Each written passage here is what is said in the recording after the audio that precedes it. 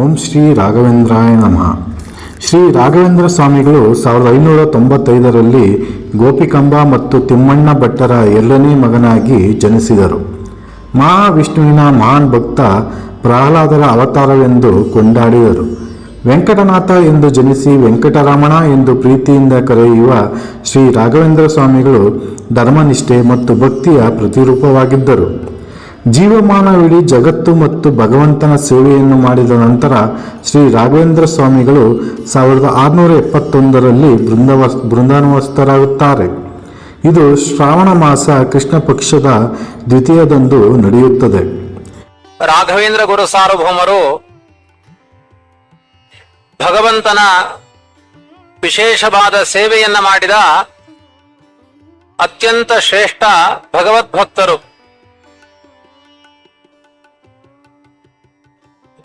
ಪ್ರಹ್ಲಾದರಾಜರು ಅಂತ ಅವರೇ ರಾಘವೇಂದ್ರ ಸ್ವಾಮಿಗಳಾಗಿ ಅವತಾರ ಮಾಡಿದ್ದಾರೆ. ವಾಯುನಾಚ ಸಮಾವಿಷ್ಟೋ ಮಹಾಬಲ ಸಮನ್ವಿತಃ ಏನೈವ ಜಾಯಮಾನೇನ ತರಸಾ ಭೂರ್ವಿದಾರಿತ ಅಂತ. ಬಾಲ್ಹೀಕ ರಾಜ ಅಂತ ಕೃಷ್ಣಾವತಾರದ ಪ್ರಸಂಗದಲ್ಲಿ ಅವತಾರ ಮಾಡಿದ ಶ್ರೇಷ್ಠ ಒಬ್ಬ ರಾಜ. ಆ ಬಾಲ್ಹೀಕ ರಾಜ ಅವತಾರ ಮಾಡುವ ಕಾಲಕ್ಕೆ ಭೂಮಿಯೇ ಅವನ ಶಕ್ತಿ ಸಾಮರ್ಥ್ಯಗಳಿಂದ ಸೀಳಿ ಹೋಯ್ತಂತೆ. ಅಂತಹ ಸಾಮರ್ಥ್ಯ ಆ ಬಾಲ್ಹೀಕ ರಾಜನಲ್ಲಿ ಇತ್ತು. ಕಾರಣ ವಾಯುದೇವರ ಆವೇಶ ಆ ಬಾಲ್ಹೀಕ ರಾಜನಲ್ಲಿತ್ತು ಅಂತ ಪುರಾಣಗಳಲ್ಲಿ ಹೇಳಿದ್ದಾರೆ, ಮಹಾಭಾರತದಲ್ಲಿ ಹೇಳಿದ್ದಾರೆ. ಹಾಗಾಗಿ ದುಷ್ಟರ ನಿಗ್ರಹ ಕಾರ್ಯವನ್ನ ವ್ಯಾಪಕವಾಗಿ ಮಾಡಿದ ಬಾಲ್ಹೀಕ ರಾಜ ಪ್ರಹ್ಲಾದ ರಾಜರಾಗಿದ್ದಾಗಲೂ ಅವರ ಅನೇಕ ಸದ್ಗುಣಗಳಿಂದ ಅತ್ಯಂತ ಭಗವತ್ಕರ್ಮವನ್ನ ಮಾಡಿದ್ದಾರೆ. ಇವತ್ತು ಮಾನವರಾಗಿ ಮಾನವೀಯ ಗುಣಗಳು ಇರುವುದು ಸಂಶಯ ಇದೆ. ಎಲ್ಲ ಕಡೆ ಹಿರಣ್ಯಕಶ್ಯಪು, ರಾವಣ, ಕುಂಭಕರ್ಣರೇ ಜಾಸ್ತಿ ಆಗಿದ್ದಾರೆ ಮಾನವ ರೂಪದಲ್ಲಿ. ಆದರೆ ಅವರು ಪ್ರಹ್ಲಾದರಾಜರು ಹಿರಣ್ಯಕಶ್ಯಪುವಿನ ಮಗನಾಗಿ ದೇವತ್ವದ ಗುಣದಿಂದ ಮೆರೆದ ಮಹಾನುಭಾವರು ಪ್ರಹ್ಲಾದರಾಜರು, ರಾಘವೇಂದ್ರ ಸ್ವಾಮಿಗಳು. ಮನುಷ್ಯರಾದವರಿಗೆ ಆ ಸದ್ಗುಣಗಳಿರೋದಿಲ್ಲ. ಅಂತಹದ್ದು ದೈತ್ಯರಾಗಿ ದೇವತ್ವ ಗುಣವನ್ನು ಹೊಂದಿದ ಒಂದು ಅಪವಾದದ ವ್ಯಕ್ತಿತ್ವ. ಬಹುತೇಕ ಪುರಾಣ ಪ್ರಪಂಚದಲ್ಲಿ ಇದು ತುಂಬಾ ಅಪರೂಪದ ಪ್ರಸಂಗ ಇದು. ಅಂತಹ ಪ್ರಹ್ಲಾದರಾಜರು ಅನೇಕ ವಿಧವಾಗಿ ಭಗವಂತನ ಸೇವೆಯನ್ನ ಮಾಡಿದ್ರಂತೆ. ದೇವಬ್ರಾಹ್ಮಣರ ನಿಂದನೆಯನ್ನ ಯಾವತ್ತೂ ಮಾಡಲಿಲ್ಲ. ಅವರಲ್ಲಿ ಶೀಲ, ಸದಾಚಾರ, ಸತ್ಯ, ಧರ್ಮಗಳ ಸರಿಯಾದ ಒಂದು ಆಸಕ್ತಿ ಇತ್ತು. ಅವುಗಳನ್ನ ಸಮಾಜಕ್ಕೆ ಬೋಧನೆ ಮಾಡ್ತಾ ಇದ್ರು. ತಾವು ಒಳ್ಳೆಯದ ಆಗಬೇಕು ಮಾತ್ರ ಅಲ್ಲ, ಮತ್ತೊಬ್ಬರನ್ನ ಒಳ್ಳೆಯವರನ್ನಾಗಿ ಮಾಡಬೇಕಂತೆ. ಅವಾಗ ಅವನ ನೈಜವಾದ ಗುಣಗಳಿದೆ ಅಂತ ಅರ್ಥ. ಪ್ರಹ್ಲಾದ ಹಿರಣ್ಯಕಶ್ಯಪುವಿಗೆ ಒಳ್ಳೆ ಮಗನಾಗಿ ಮಾತ್ರ ಇದ್ದದ್ದಲ್ಲ, ಹಿರಣ್ಯಕಶ್ಯಪುವಿನ ಎಲ್ಲಾ ಮಕ್ಕಳನ್ನು ಒಳ್ಳೆಯವರನ್ನಾಗಿ ಮಾಡಿದ್ರಂತೆ. ಸಾಮಾನ್ಯ ಅಪ್ಪನ ಸಂಸ್ಕಾರಗಳು ಮಕ್ಕಳಿಗೆ ಬರುತ್ತೆ ಅಂತ, ಅಪ್ಪನ ಸಂಸ್ಕಾರ ಮಕ್ಕಳಿಗೆ ಬಂದ್ರೆ ದೇಶ ಹಾಳಾಗುತ್ತೆ ಅಂತ ಪ್ರಹ್ಲಾದರಾಜರು ತಮ್ಮ ಸಂಸ್ಕಾರವನ್ನ ಮಕ್ಕಳಿಗೆ ಬೋಧನೆ ಮಾಡ್ತಾರೆ. ಅಂಥ ಒಂದು ಅದ್ಭುತವಾದ ವ್ಯಕ್ತಿತ್ವ ಪ್ರಹ್ಲಾದರಾಜರದ್ದು. ಕಲಿಯುಗದಲ್ಲಿ ಆಗಬೇಕಾದ್ರೆ ಪ್ರಹ್ಲಾದರಾಜರು ಮಾಡಿದ ಸಾಧನೆಗೆ ಬದರಿ ಕ್ಷೇತ್ರದಲ್ಲಿರುವಂತಹ ನಾರಾಯಣ ಪ್ರಹ್ಲಾದರಾಜರಿಗೆ ವರ ಕೊಡ್ತೇನೆ ಅಂತ ಹೇಳ್ತಾನೆ. ನಿಮಗೇನು ವರ ಬೇಕು ಕೇಳಿ ಅಂತ. ನರಸಿಂಹ ಬಂದಾಗ ವರಗಳನ್ನ ಕೇಳಲಿಲ್ಲ ಪ್ರಹ್ಲಾದರಾಜರು, ಆದರೆ ನಾರಾಯಣನ ಬಳಿ ಹೋದಾಗ ವರವನ್ನ ಕೇಳಿದ್ದಾರೆ ಎನ್ನುತ್ತೆ ಪುರಾಣ. ಏನು ವರವನ್ನ ಕೇಳಿದ್ರು? ಮುಂದೆ ಘೋರವಾದ ಕಲಿಯುಗ, ಯಾರ ಮನಸ್ಸು ಕೂಡ ಅವರ ನಿಯಂತ್ರಣದಲ್ಲಿ ಇರೋದಿಲ್ಲ. ಎಲ್ಲರೂ ಕೂಡ ತುಂಬಾ ಅಸತ್ಕರ್ಮಗಳಲ್ಲಿ ಆಸಕ್ತರಾಗಿರ್ತಾರೆ. ಇಂಥ ಕಲಿಯುಗದಲ್ಲಿ ದೇವರು, ಧರ್ಮ ಅನ್ನುವ ಶ್ರದ್ಧೆಯನ್ನು ಹುಟ್ಟಿಸುವಂತಹ ಶಕ್ತಿ ನನ್ನಲ್ಲಿ ಆವಾಹನೆ ಮಾಡುವಂತ ಬದರಿ ನಾರಾಯಣನಲ್ಲಿ ವರವನ್ನ ಪಡೆದು ಕಲಿಯುಗದಲ್ಲಿ ರಾಘವೇಂದ್ರ ಸ್ವಾಮಿಗಳಾಗಿ ಅವತಾರ ಮಾಡಿದ್ದಾರೆ ಎನ್ನುವ ದಾಖಲೆ ಪುರಾಣಗಳಲ್ಲಿ ಇದೆ. ಹಾಗಾಗಿ ಪ್ರಹ್ಲಾದರಾಜರು ಕಲಿಯುಗದ ಮಂದಿಗೋಸ್ಕರ ಅವತಾರ ಮಾಡಿದ್ದಾರೆ. ನಾವೆಲ್ಲ ಹುಟ್ಟುವುದು ನಮ್ಮ ಬದುಕಿಗಾಗಿ, ಆದರೆ ರಾಘವೇಂದ್ರ ಸ್ವಾಮಿಗಳ ಅವತಾರ ಮಾಡಿದ್ದು ನಮ್ಮೆಲ್ಲರ ಬದುಕಿಗಾಗಿ ಹೊರತು ಅವರ ಬದುಕಿಗಾಗಿ ಅಲ್ಲ. ಬದುಕನ್ನೇ ಭಗವಂತನಿಗೆ ಸಮರ್ಪಣೆ ಮಾಡಿದ ಒಂದು ಪವಿತ್ರವಾದ ವ್ಯಕ್ತಿತ್ವ ರಾಘವೇಂದ್ರ ಸ್ವಾಮಿಗಳದ್ದು. ಇವರ ಬಗ್ಗೆ ಪ್ರಶಂಸೆಯ ಮಾತುಗಳು ಅನೇಕ ದಾಸರು ಮಾಡಿದ್ದಾರೆ, ಅನೇಕ ಜ್ಞಾನಿಗಳು ಹೊಗಳ್ತಾ ಇದ್ದಾರೆ. ಅದೆಲ್ಲ ಬೇರೆ. ವೇದವ್ಯಾಸ ದೇವರ ಪುರಾಣಗಳಲ್ಲಿ ರಾಘವೇಂದ್ರ ಸ್ವಾಮಿಗಳ ಪ್ರಶಂಸೆಯ ಮಾತುಗಳಿದ್ದಾವೆ. ತುಲ್ಯನಿಂದ ಸ್ತುತಿಂ ದಾಂತಂ ಶೂನ್ಯಾಗಾರ ವಿವೇಶನಂ ಚರಾಚರಾಣಾಂ ಭೂತಾನಾಂ ವಿದಿತ ಪ್ರಭವಾಪ್ಯಯಂ. ವಿಶೇಷವಾಗಿ ರಾಘವೇಂದ್ರ ಸ್ವಾಮಿಗಳು ಸ್ತುತಿ ನಿಂದೆಗಳನ್ನ ಸಮಾನವಾಗಿ ತೆಗೆದುಕೊಳ್ತಾರಂತೆ. ನಿಂದನೆ ಮಾಡಿದವರು, ಪ್ರಶಂಸೆ ಮಾಡಿದವರು ಅದಕ್ಕೆ ಈಲ್ಡ್ ಆಗಲ್ಲ, ಮನಸ್ಸು ಅದಕ್ಕೆ ವಶ ಆಗಲ್ಲ. ಜೀವನದಲ್ಲಿ ಸುಖ ದುಃಖಗಳನ್ನು ಹೇಗೆ ನಾವು ಎದುರಿಸಬೇಕು ಅನ್ನುವ ಪಾಠವನ್ನ ಅವರ ವ್ಯಕ್ತಿತ್ವದಲ್ಲಿ ಮಾಡಿಕೊಂಡಿದ್ದಾರಂತೆ ರಾಘವೇಂದ್ರ ಸ್ವಾಮಿಗಳು. ಶೂನ್ಯಾಗಾರ ನಿವೇಶನಂ, ತುಂಬಾ ಏಕಾಂತ ಪ್ರಿಯರಂತೆ ರಾಘವೇಂದ್ರ ಸ್ವಾಮಿಗಳು. ಇವತ್ತು ವೃಂದಾವನದಲ್ಲಿ ಕುಳಿತು ರಾಯರ ತಲೆ ಮೇಲೆ ಹಯಗ್ರೀವ ದೇವರಿದ್ದಾರೆ. ಸಮಸ್ತ ಮಂತ್ರಗಳಿಗೆ ನಿಯಾಮಕ ರೂಪ ಹಯಗ್ರೀವ ರೂಪ. ರಾಮ, ಕೃಷ್ಣ, ಭೂವರಾಹ, ವೇದವ್ಯಾಸ, ಹಯಗ್ರೀವ ಈ ಎಲ್ಲ ರೂಪಗಳನ್ನ ಪ್ರಾಣದೇವರ ಅಧಿಷ್ಠಾನದಲ್ಲಿ ಏಕಾಂತದಲ್ಲಿ ಚಿಂತನೆ ಮಾಡ್ತಾ ಇದ್ದಾರೆ. ಮತ್ತೆ ಅವರು ಏಕಾಂತದಲ್ಲಿ ದೇವರನ್ನ ಧ್ಯಾನ ಮಾಡ್ತಾ ಕುಳಿತರೆ ಇಷ್ಟೆಲ್ಲಾ ಜನ ಪ್ರದಕ್ಷಿಣೆ ಮಾಡ್ತಾ ಇದ್ದಾರೆ, ಅವರವರ ಅಪೇಕ್ಷೆಗಳನ್ನ ಮುಂದಿಡ್ತಾ ಇದ್ದಾರೆ. ಅದನ್ನೆಲ್ಲ ಕೇಳಿಸಿಕೊಳ್ತಾರೋ ಇಲ್ಲೋ ರಾಘವೇಂದ್ರ ಸ್ವಾಮಿಗಳು ಅದಕ್ಕೆ ಉತ್ತರ ಕೊಡ್ತಾರೆ. ಚರಾಚರಾಣಾಂ ಭೂತಾನಾಂ ವಿದಿತ ಪ್ರಭವಾಪ್ಯಯಂ. ಸಮಸ್ತ ಜೀವರಾಶಿಗಳ ಕಷ್ಟಗಳೇನೋ ಸುಖಗಳೇನೋ ಅಂತ ಅರ್ಥ ಮಾಡಿಕೊಂಡು ಚಿಕಿತ್ಸೆ ಕೊಡ್ತಾರಂತೆ. ಇನ್ನೊಂದು ರೂಪದಿಂದ, ಒಂದು ರೂಪದಿಂದ ದೇವರನ್ನ ಧ್ಯಾನ ಮಾಡ್ತಾ ಇರ್ತಾರೆ, ಇನ್ನೊಂದು ರೂಪದಿಂದ ಭಕ್ತರಿಗೆ ಅನುಗ್ರಹ ಮಾಡ್ತಾ ಇರ್ತಾರೆ. ಭಕ್ತರಿಗೆ ಅನುಗ್ರಹ ಮಾಡಬೇಕಾದ್ರೆ ಪುಣ್ಯವನ್ನ ದಾನ ಮಾಡಬೇಕು. ಒಂದು ಪಾತ್ರೆಯಲ್ಲಿ ಬಿಸಿಬೇಳೆ ಬಾತ್ ಹಾಕಿ ಬಡಿಸ್ತಾ ಇದ್ರೆ ಪಾತ್ರೆ ಖಾಲಿ ಆಗುತ್ತಾ ಇಲ್ವಾ? ಭಕ್ತರು ಬರ್ತಾ ಇರ್ತಾರೆ, ಅವ್ರಿಗೆ ಅನುಗ್ರಹ ಮಾಡ್ತಾ ಇದ್ರೆ ಅವ್ರ ಪುಣ್ಯ ಎಲ್ಲ ಖಾಲಿ ಆಗುತ್ತಾ ಇಲ್ವಾ? ಭಕ್ತರನ್ನೇ ನೋಡ್ತಾ ಕೂತಿದ್ರೆ ಖಾಲಿ ಆಗೋಗುತ್ತೆ. ಅದಕ್ಕೆ ರಾಯರು ಎರಡು ರೂಪದಿಂದ ಈ ವ್ಯವಸ್ಥೆ ಮಾಡಿಕೊಂಡಿದ್ದಾರೆ. ಒಂದು ರೂಪದಿಂದ ದೇವರನ್ನ ಧ್ಯಾನ ಮಾಡ್ತಾ ಇರ್ತಾರೆ, ಅದು ಹರಿಯುವ ಮಂತ್ರದ ಬಲ ಬರ್ತಾ ಇರುತ್ತೆ ಒಂದು ಕಡೆಯಿಂದ. ಮತ್ತೊಂದು ರೂಪದಿಂದ ಭಕ್ತರಿಗೆ ಅನುಗ್ರಹ ಮಾಡ್ತಾ ಇರ್ತಾರೆ. ಬಿಸಿಬೇಳೆ ಪಾತ್ರೆ ಖಾಲಿ ಆಗ್ಬೋದು, ರಾಯರಲ್ಲಿರುವ ಮಂತ್ರದ ಬಲ ಖಾಲಿ ಆಗಲ್ಲ ಅಂತ ಹೇಳಿದೆ ರಾಮಾಯಣ ಪುರಾಣಗಳು. ಅಂಥ ಶಕ್ತಿ ರಾಘವೇಂದ್ರ ಸ್ವಾಮಿಗಳದ್ದು. ಒಂದು ರೂಪದಿಂದ ಧ್ಯಾನ ಮಾಡ್ತಾ ಮತ್ತೊಂದು ರೂಪದಿಂದ ಭಕ್ತರಿಗೆ ಅನುಗ್ರಹ ಮಾಡ್ತಾ ಇರ್ತಾರೆ. ಅದಾದ ಮೇಲೆ ಅಕೃತ್ಯಂತಂ ಅರ್ಹಷ್ಯಂತಂ ಅಪ್ರಿಯೇಷು ಪ್ರಿಯೇಷು ಚ ಕಾಂಚನೇ ವಾತ ಲೋಷ್ಟೇವ ಉಭಯೋ ಸಮದರ್ಶನಂ. ನಮಗೇನಾಗುತ್ತೆ ಅಂದ್ರೆ, ನಮಗೆ ಇಷ್ಟವಾದ ವ್ಯಕ್ತಿಗಳು ಕಂಡಾಗ ಮಂದಹಾಸ ಬೀರ್ತೇವೆ. ನಮಗೆ ಬೇಡದೇ ಇರುವ ವ್ಯಕ್ತಿಗಳು ಮಂತ್ರಾಲಯದಲ್ಲಿ ಸಿಕ್ಕಿದ್ರು ಬೈಕೊಳ್ತೇವೆ, ಇವನೇ ಅಖಿಲ್ ಬಂದ. ನಮಗವ್ರನ್ನ ಕಂಡ್ರೆ ಆಗಲ್ಲ, ಅವರಲ್ಲಿ ದ್ವೇಷ, ಅಪ್ರಿಯ. ನಮಗೆ ಪ್ರೀತಿ ಪಾತ್ರರಲ್ಲಿ ಸಂತೋಷ, ಬೇಡದೇ ಇರುವ ವ್ಯಕ್ತಿಗಳಲ್ಲಿ ಹಗೆತನ ನಮ್ಮ ಮನಸ್ಸಿನಲ್ಲಿದೆ. ಈ ಗುಣ ರಾಘವೇಂದ್ರ ಸ್ವಾಮಿಗಳಲ್ಲಿ ಇಲ್ಲಂತೆ. ಅಕೃತ್ಯಂತಂ ಅಹರ್ಷ್ಯಂತಂ, ಯಾರೋ ಬಂದ್ರು, ತನಗೆ ಬೇಕಾದವರು ಬಂದ್ರು ಅಂತ ನಗಲ್ಲ, ನನಗೆ ದ್ವೇಷಿಗಳು ಬಂದ್ರು ಅಂತ ದ್ವೇಷ ಮಾಡಲ್ಲ. ಇಬ್ಬರನ್ನು ಸಮಾನವಾಗಿ ಅನುಗ್ರಹ ಮಾಡ್ತಾರೆ ಅಂತ ಅರ್ಥ. ಯಾರೇ ಇರಲಿ ಅವರಲ್ಲಿ ದ್ವೇಷ ಭಾವ ಇಲ್ಲ. ಅವರಲ್ಲಿ ದ್ವೇಷ ಭಾವ ಇಲ್ಲ ಅನ್ನೋಕ್ಕಿಂತ ಹಿರಣ್ಯಕಶ್ಯಪು 14 ಲೋಕಗಳಿಗೆ ಮೃತ್ಯು ಭಯಂಕರ ಅವನು. ಅಂತಹ ಮಹಾದೈತ್ಯನ ಹೃದಯದಲ್ಲಿರುವ ದ್ವೇಷವನ್ನ ಪರಿಹಾರ ಮಾಡಿದ ಕೀರ್ತಿ ಅದು ರಾಘವೇಂದ್ರ ಸ್ವಾಮಿಗಳದ್ದು. ಹಾಗಾಗಿ ಅವರಲ್ಲಿ ದ್ವೇಷ ಇಲ್ಲ ಅಲ್ಲ, ಮತ್ತೊಬ್ಬರ ಹೃದಯದಲ್ಲಿ ದ್ವೇಷಗಳಿದ್ರೆ ಅದನ್ನು ಪರಿಹಾರ ಮಾಡ್ತಾರೆ. ನಮ್ಗಾಗದೇ ಇದ್ದವ್ರು ಇಲ್ಲಿಗೆ ಬಂದಿದ್ದಾರೆ, ಅವಾಗ ರಾಘವೇಂದ್ರ ಸ್ವಾಮಿಗಳು ಏನ್ ಮಾಡ್ತಾರೆ? ಅವ್ರನ್ನ ಆಗುವ ಹಾಗೆ ಮಾಡ್ತಾರೆ ಅಂತ ಅರ್ಥ. ಅವರ ಹೃದಯದಲ್ಲಿರುವ ದ್ವೇಷವನ್ನ ಪರಿಹಾರ ಮಾಡ್ತಾರೆ. ಮಧ್ವಾಚಾರ್ಯರು, ವಾದಿರಾಜರು, ರಾಘವೇಂದ್ರ ಸ್ವಾಮಿಗಳು ಅವರದ್ದೆಲ್ಲ ಗುಣ ಏನು ಅಂದ್ರೆ, ಅವರ ಬಳಿ ಇಬ್ಬರೂ ವಾಸ ಮಾಡ್ತಾರಂತ. ಅವ್ರು ಜಪ ಮಾಡ್ತಾ ಕುಳಿತಾಗ ಒಂದು ಹಸು ಬಂತೆ, ಅದನ್ನ ನೋಡಿಕೊಂಡು ಹುಲಿ ಬಂದ್ರೆ ಹುಲಿಗೂ ಹಸುವಿನ ಸ್ವಭಾವ ಬರುತ್ತಂತೆ ರಾಘವೇಂದ್ರ ಸ್ವಾಮಿಗಳ ಸನ್ನಿಧಾನದಿಂದ. ಈ ತರ ತುಂಬಾ ಕಥೆಗಳಿದ್ದಾವೆ. ಭಾವಿ ಸಮೀರ ವಾದಿರಾಜರು ಜಪ ಮಾಡ್ತಾ ಕುಳಿತಿದ್ರು. ಒಂದು ಇಲಿಯನ್ನ ಹಾವು ಅಟ್ಟಿಸಿಕೊಂಡು ಬಂತಂತೆ. ಆ ಇಲಿ ವಾದಿರಾಜರ ಮಣೆ ಬುಡಕ್ಕೆ ಹೋಯ್ತು.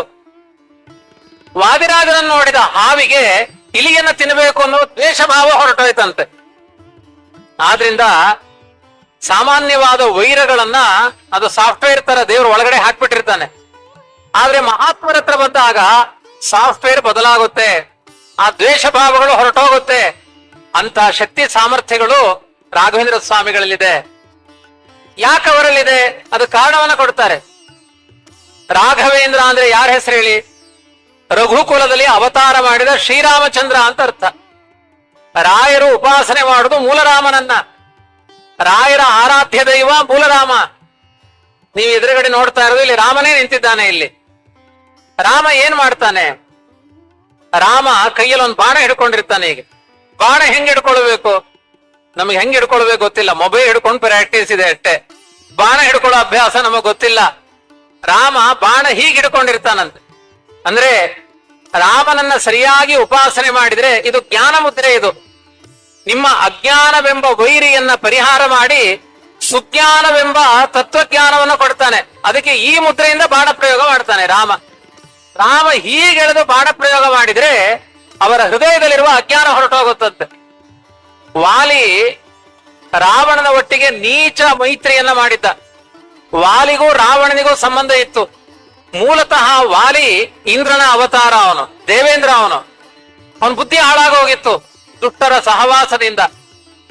ರಾಮ ಹೀಗೆ ಒಂದು ಬಾಣವನ್ನ ಎಳೆದು ಅವನ ಎದೆಗೆ ಹೊಡೆದ. ಮುಂದೆ ಅದೇ ವಾಲಿ ಕೃಷ್ಣಾವತಾರದಲ್ಲಿ ಅದೇ ರಾಮ ಕೃಷ್ಣನಾದಾಗ ಅರ್ಜುನನಾಗಿ ಬಂದು ಸೇವೆ ಮಾಡಿದ. ಇದರ ಅರ್ಥ ಏನು? ರಾಮನ ಕೈಲಿ ಏಟು ತಿಂದ್ರೆ ರಾಮನ ಪಾದದಲ್ಲಿ ಸೇವೆ ಮಾಡುವ ಬುದ್ಧಿ ಬರುತ್ತೆ ಅಂತ ಅರ್ಥ. ಅದಕ್ಕೆ ಯಾರ್ದಾದ್ರೂ ಕೈಲಿ ಹೊಡೆಸ್ಕೊಳ್ಬಾರ್ದು. ಹೊಡೆಸ್ಕೊಳ್ಳುವುದಾದ್ರೆ ದೊಡ್ಡವ್ರ ಕೈಲಿ ಹೊಡೆಸ್ಕೊಳ್ಬೇಕು. ಹೊಡೆಸ್ಕೊಳ್ಳಿ ಕ್ಯೂ ನಿಂತ್ಕೊಳ್ಬೇಕು. ಇವತ್ತು ಯಾವ ದೊಡ್ಡವರು ಹೊಡೆಯಲ್ಲ, ಮುದ್ರಾಧಾರಣೆ ಮಾಡ್ತಾರೆ. ಒಳ್ಳೆ ಬುದ್ಧಿ ಬರಲಿ ಅಂತ ಮುದ್ರಾಧಾರಣೆ ಮಾಡ್ತಾರೆ. ಎಲ್ಲೆಲ್ಲೋ ಸುಟ್ಟುಕೊಳ್ಳುವುದಲ್ಲ, ಶಂಖಚಕ್ರಗಳಿಂದ ದೇಹವನ್ನು ಸುಟ್ಟಿಕೊಳ್ಬೇಕು. ಅವಾಗ ಒಳ್ಳೆ ಬುದ್ಧಿ ಬರುತ್ತೆ. ರಾಮನ ಗುಣಗಳೇನು? ರಾಮನ ಹತ್ತಿರ ಹೋದ್ರೆ ಎಂಥವರಿಗೂ ಒಳ್ಳೆ ಗುಣಗಳು ಬರುತ್ತಂತೆ. ರಾವಣನೇ ಹೇಳ್ತಾನೆ, ರಾಮನಲ್ಲಿ ವೈರ ಮಾಡಬೇಕು ಅಂತ ಅನಿಸೋದಿಲ್ಲ, ಯಾವಾಗಲೂ ಒಂದೊಂದು ಬಾರಿ ನನಗೆ ಹಾಗೆ ದುರ್ಬುದ್ಧಿ ಬರುತ್ತೆ ಅಂತಾನೆ. ರಾವಣನ ಮನಸ್ಸಿನಲ್ಲೇ ಅಂಥ ಶಕ್ತಿ ಆ ರಾಮನದ್ದು. ನಿಮಗೆಲ್ಲ ಕಥೆ ಗೊತ್ತಿದೆ. ಈ ಕೋತಿಗಳೆಲ್ಲ ಸೇತುವೆ ನಿರ್ಮಾಣ ಮಾಡಬೇಕಾದ್ರೆ ಸಮುದ್ರದಲ್ಲಿ ಸೇತುವೆ ಕಟ್ಟೋದು ಬಹಳ ಕಷ್ಟ. ತುಂಗಭದ್ರಾ ಸೇತುವೆ ಕಥೆ ಏನಾಯ್ತು ಅಂತ ದಿನ ನ್ಯೂಸ್ ಅಲ್ಲಿ ನೋಡಿದಿರಿ ನೀವು.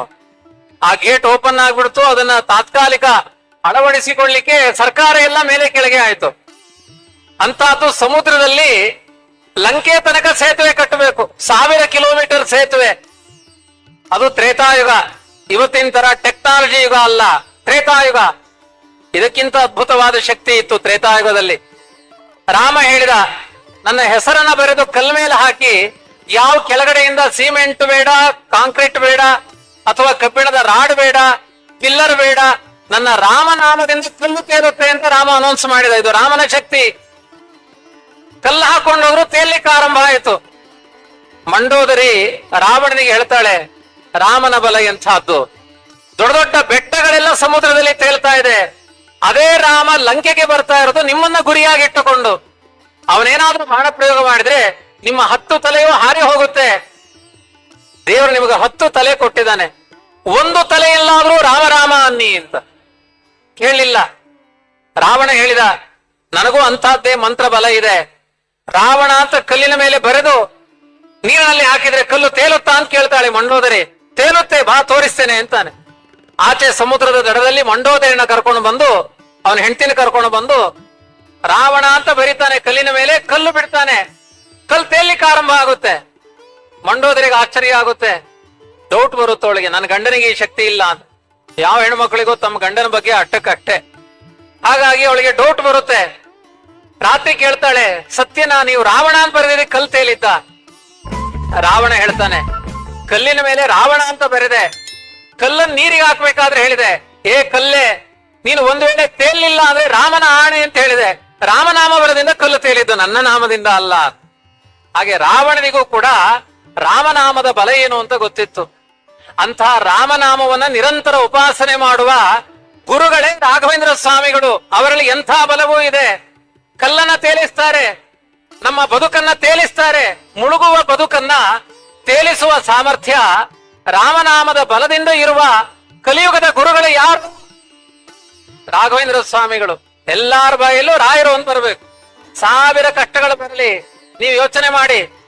ನನ್ನ ಮಗ ತುಂಬಾ ದಡ್ಡ, ಡಾಕ್ಟರ್ ಹತ್ರ ಹೋಗಿ ಕೇಳಿ, ನನ್ನ ಮಗ 10th ಓದ್ತಾ ಇದ್ದಾನೆ ಡಾಕ್ಟ್ರೇ, ಅವನು 90% ತೆಗಿಲಿಕ್ಕೆ ಮಾತ್ರ ಇದೆಯಾ? ಇಲ್ಲ. ರಾಯರ ಹತ್ರ ಬನ್ನಿ, ನನ್ನ ಮಗ ದಡ್ಡ, ಅವನಿಗೆ ಪ್ರದಕ್ಷಿಣೆ ನಮಸ್ಕಾರ ಮಾಡಿ, ಅವನು 90% ತೆಗಿತಾನೆ. ಆ ಶಕ್ತಿ ಇದೆ ರಾಘವೇಂದ್ರ ಸ್ವಾಮಿಗಳಿಗೆ. ಯಾರಿಗೆ ಯಾವ ಚಿಕಿತ್ಸೆ ಕೊಡ್ಲಿಕ್ಕೆ ಆಗಲ್ಲ ಅದಕ್ಕೆ ಚಿಕಿತ್ಸೆ ಕೊಡ್ತಾರೆ. ಅತ್ತೆ ಸೊಸೆ ಗಲಾಟೆಗೆ ವೈದ್ಯರಲ್ಲಿ ಚಿಕಿತ್ಸೆ ಇದೆಯಾ? ಇಲ್ಲ. ರಾಜಕಾರಣದ ಗಲಾಟೆಗಳಿಗೆ ಚಿಕಿತ್ಸೆ ಇದೆಯಾ? ಇಲ್ಲ. ರಾಯರ ಹತ್ರ ಬಂದ್ರೆ ಎಲ್ಲರಿಗೂ ಚಿಕಿತ್ಸೆ ಕೊಡುವ ವೈದ್ಯರು, ಭೂಲೋಕದ ವೈದ್ಯರು, ಕಲಿಯುಗದ ವೈದ್ಯರು ಯಾರು ಅಂದ್ರೆ ರಾಘವೇಂದ್ರ ಸ್ವಾಮಿಗಳು. ಅವರಲ್ಲಂತಹ ಶಕ್ತಿ ಇದೆ. ರಾಯರ ಬ್ರಾಡ್ ಮೈಂಡ್ ಅಂತಾರಲ್ಲ, ವಿಸ್ತಾರವಾದ ಗುಣ ಎಂತಹದ್ದು.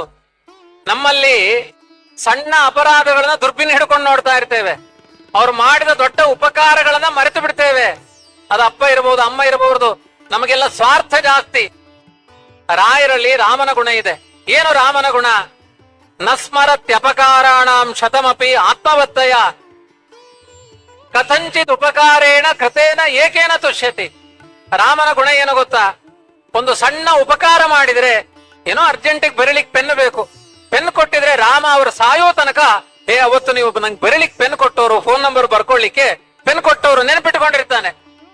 ರಾಮನಿಗೆ 1000 ಅನ್ಯಾಯ ಮಾಡಿದ್ರೆ ರಾಮ ಅದನ್ನ ನೆನಪಿಟ್ಟುಕೊಳ್ಳಲ್ಲಂತೆ.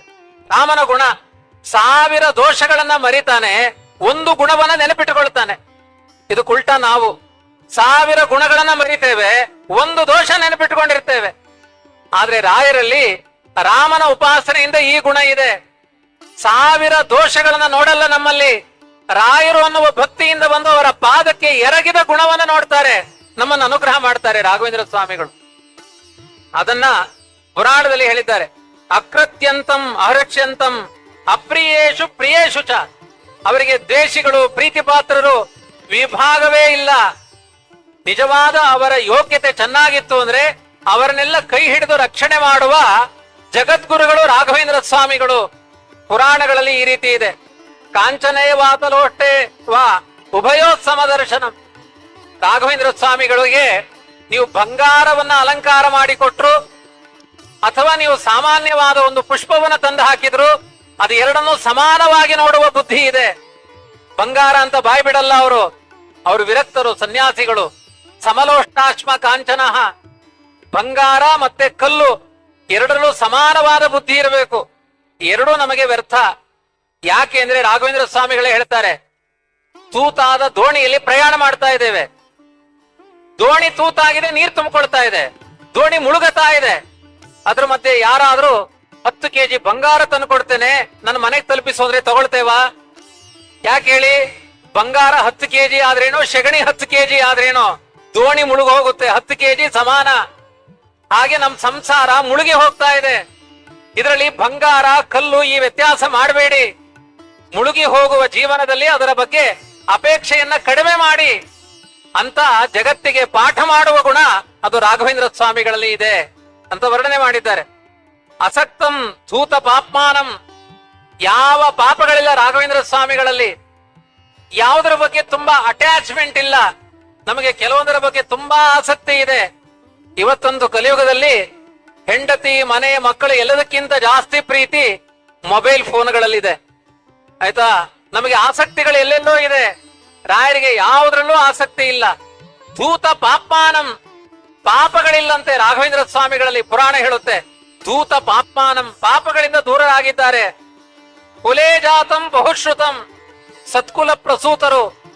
ಎಲ್ಲಾ ಶಾಸ್ತ್ರಗಳನ್ನು ಚೆನ್ನಾಗಿ ಅಧ್ಯಯನ ಮಾಡಿದ್ದಾರೆ.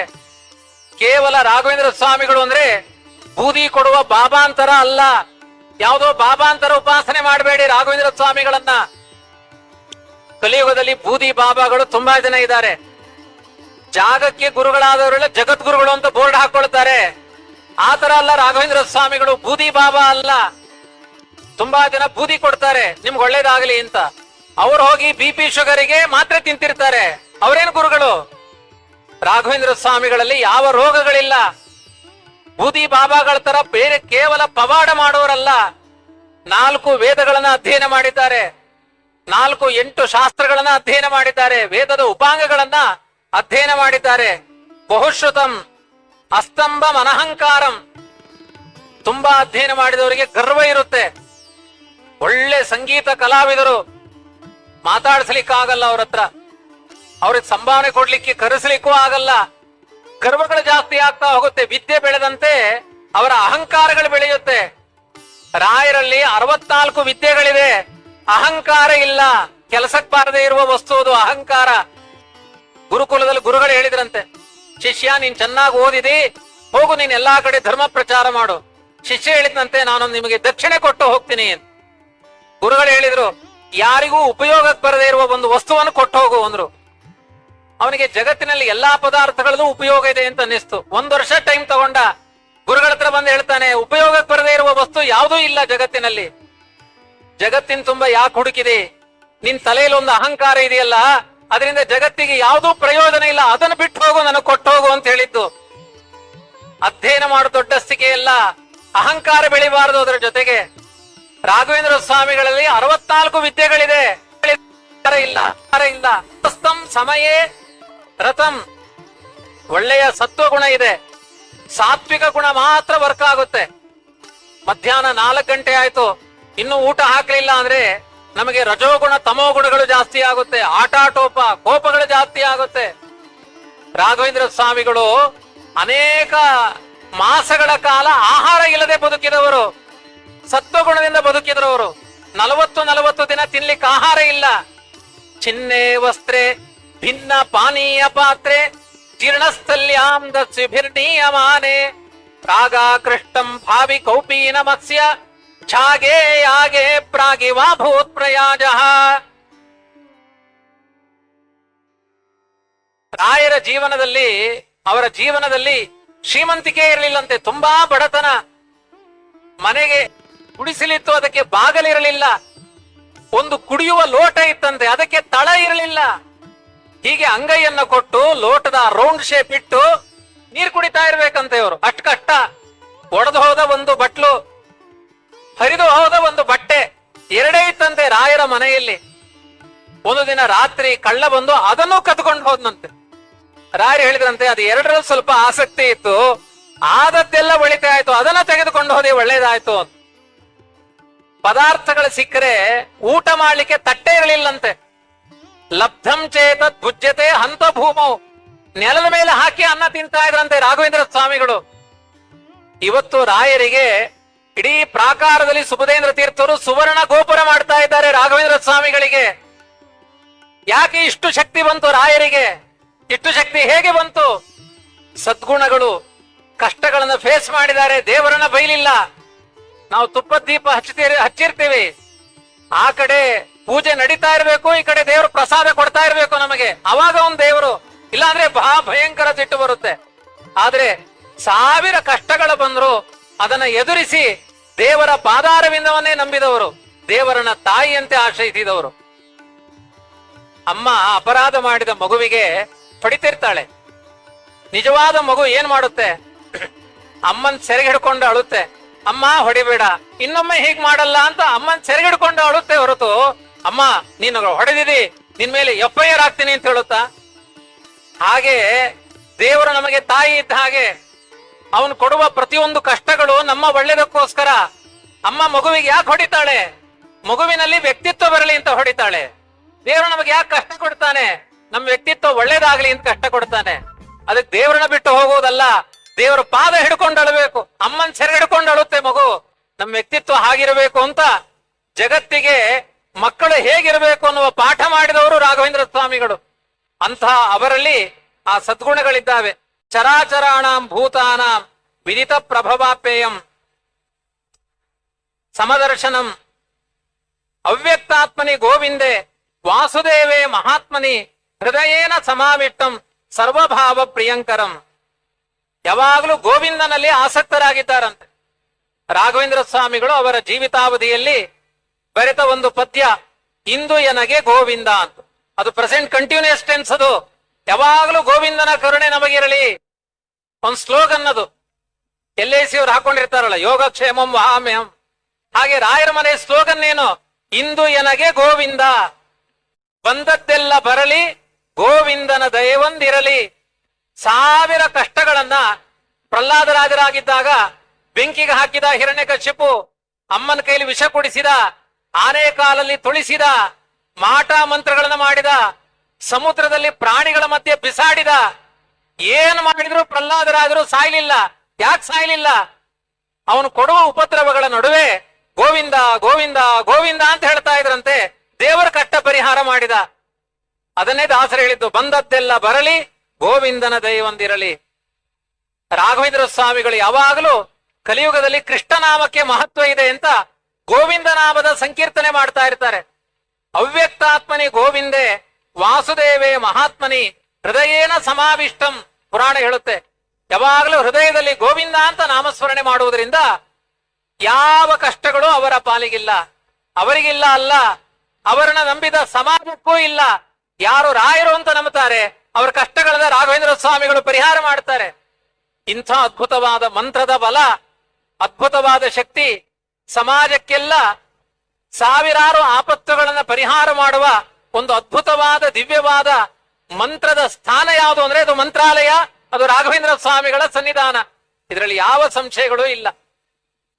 ಇಂಥ ಒಂದು ಸರ್ವಶಕ್ತ ಸಂಪನ್ನರಾದ ವಾಯುದೇವರ ಭಗವಂತನ ಪೂರ್ಣಾನುಗ್ರಹ ಪಾತ್ರರಾದ ರಾಘವೇಂದ್ರ ಸ್ವಾಮಿಗಳು ವಿಶೇಷವಾಗಿ ಭಕ್ತರನ್ನ ಕೆಲವರೆಲ್ಲ ಇದ್ದಾಗ ಅನುಗ್ರಹ ಮಾಡ್ತಾರೆ. ಅಪ್ಪ ಇದ್ದಾಗ ಮಕ್ಕಳಿಗೆ ಆಸ್ತಿ ಕೊಡ್ತಾನೆ, ಗತಿಸಿದ ಮೇಲೆ ಏನು ಕೊಡ್ತಾನೆ? ಇವತ್ತು ರಾಘವೇಂದ್ರ ಸ್ವಾಮಿಗಳು ತಮ್ಮ ನಿಜ ರೂಪದಿಂದ ಅವತಾರ ಕಾರ್ಯವನ್ನ ಮರೆಮಾಚಿ 353 ವರ್ಷ ಆದ್ರೂ ಕೂಡ ರಾಯರ ಮಹಿಮೆ ಕಲಿಯುಗದಲ್ಲಿ ಅಧಿಕವಾಗಿ ಬೆಳೀತಾ ಇದೆ ಅಂದ್ರೆ ನಿತ್ಯ ಉಪಕಾರ ಮಾಡುವ ಗುರುಗಳು ರಾಘವೇಂದ್ರ ಸ್ವಾಮಿಗಳು. ಸಮಗ್ರ ಸಮಾಜಕ್ಕೆ ನಿತ್ಯ ಉಪಕಾರ ಮಾಡುವ ಗುರುಗಳು ರಾಘವೇಂದ್ರ ಸ್ವಾಮಿಗಳಾಗಿದ್ದಾರೆ. ಅಂತಹ ಗುರುಗಳ ಆರಾಧನೆಯನ್ನ ಅತ್ಯಂತ ವೈಭವದಿಂದ ಅಧುನಾ ಪೀಠದಲ್ಲಿ ವಿರಾಜಮಾನರಾದ ಚತುಶಾಸ್ತ್ರ ಸಂಪನ್ನರಾದ ಪರಮ ಪೂಜ್ಯ ಸುಬುಧೇಂದ್ರ ತೀರ್ಥ ಶ್ರೀಪಾದಂಗಳವರು ಅದ್ಭುತವಾಗಿ ಬಹುತೇಕ ಒಬ್ಬ ಗುರುಗಳ ಆರಾಧನೆಯನ್ನ ಸುಬುಧೇಂದ್ರ ತೀರ್ಥರು ಹೇಗೆ ಆಚರಣೆ ಮಾಡಬೇಕು ಅನ್ನೋದಕ್ಕೆ ಮಾದರಿಯಾಗಿ ಈ ಮಂತ್ರಾಲಯದಲ್ಲಿ ಆ ಗುರು ಸಾರ್ವಭೌಮರ ಆರಾಧನೆಯನ್ನ ಇಲ್ಲಿ ನಡೆಸ್ತಾ ಇದ್ದಾರೆ. ಅದರಲ್ಲಿ ಅನೇಕ ಸಹಸ್ರಾರು ಲಕ್ಷ ಲಕ್ಷ ಭಕ್ತರು ಭಾಗವಹಿಸುವಂತಹ ಇಂತಹ